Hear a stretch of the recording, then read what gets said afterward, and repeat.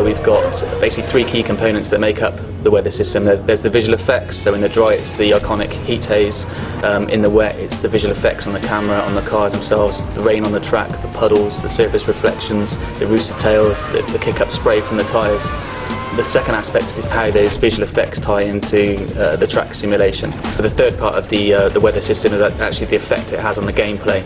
It just changes the attitude of the car completely in terms of driving in the dry or fully wet or partially damp track. So it's all about the sort of strategy elements at those points where the track's changing from wet to dry. The track will evolve as each car individually drives on that surface, and yeah, very, very accurate. The track surface actually knows how wet it is. You'll actually find that the gamers on wet tyres on the drying track will try and seek out those puddles to cool their tyres and stop them from damaging. When you're in the car, you've really got no idea what the weather's doing, but the teams, they know by the radar where the weather is coming in from and how long it's going to last. And that's something that will be added into the game as well. You'll be aware of what the weather's doing roughly, and then you can make your call just like you would in real life. The weather system is set up to be completely dynamic for career. It changes over time.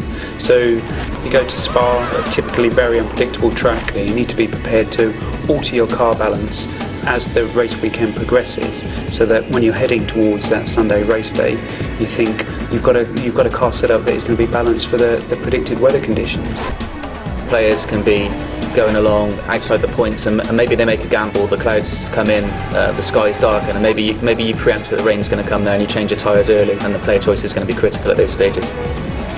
It brings that new element of launching a multiplayer game with Monaco in a heavy downpour, Monaco in the sun, or Monaco when the rain just starts coming down. I prefer to play those kind of scenarios rather than switching tracks into reverse or playing point to point. It's about making the game that I've always wanted to play.